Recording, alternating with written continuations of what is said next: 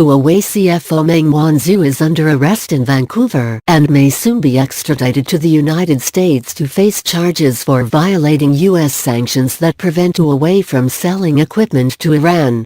Huawei is a major global technology company, but it isn't as well known in the U.S. since most of its products aren't sold there. Here's a quick briefing on what you need to know. What does Huawei do? Shenzhen-based Huawei, pronounced Huawei, is the world's second-largest seller of phones behind Samsung, according to IDC.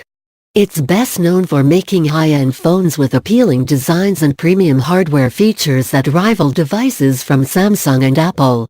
While global consumers, especially those in China, may know the brand best for its consumer electronics, which also include laptops, tablets and TVs, Huawei's history is in providing telecommunications equipment.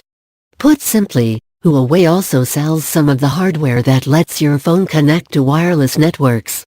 It used to sell gear to U.S. wireless carriers, too, but that ended more than a decade ago. More on that next. Spying concerns. Back in 2012, U.S. lawmakers began to work to prevent American wireless carriers from buying equipment from Huawei and ZTE, another Chinese company. The U.S. government was concerned about Huawei's ties to the Chinese government and worried that equipment from both companies could eventually be a national security threat if it was deployed across the United States. Those ties to the Chinese military begin with the CEO. Huawei's founder, billionaire Ren Zhengfei, was an engineer in China's People's Liberation Army before he left the service in 1983 and started Huawei 4 years later. Huawei has always denied its equipment is any more vulnerable to spying than that provided by other companies.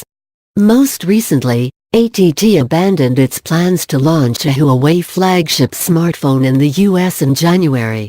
The information news site reported at the time that AT&T canceled the launch after the House and Senate Intelligence Committees raised concerns over the partnership. The U.S. isn't the only country worried about Huawei's potential ability to use its hardware for spying.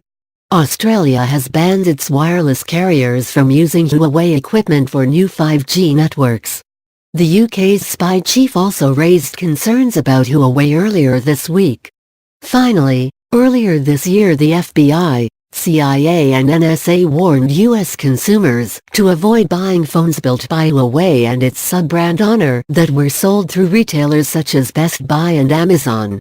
We're deeply concerned about the risks of allowing any company or entity that is beholden to foreign governments that don't share our values to gain positions of power inside our telecommunications networks, FBI Director Christopher Wray said in February. That provides the capacity to exert pressure or control over our telecommunications infrastructure, Wray said. It provides the capacity to maliciously modify or steal information. And it provides the capacity to conduct undetected espionage. Sanctions. Huawei and ZTE have been accused in recent years of continuing to ship products to Iran despite U.S. sanctions for its nuclear program. The alleged violations include shipments of phones or other equipment that contain chips made by U.S. companies. Qualcomm and Broadcom have provided parts to Huawei in the past, for example. The United States began digging deeper into Huawei's potential Iran sanctions violations in April, according to Reuters. And that's where we are now. Huawei's Meng was reportedly arrested on Saturday for ties to Huawei's role in potentially violating the sanctions. However, neither the United States nor Canada, where she was arrested, have yet to publicly disclose charges against her.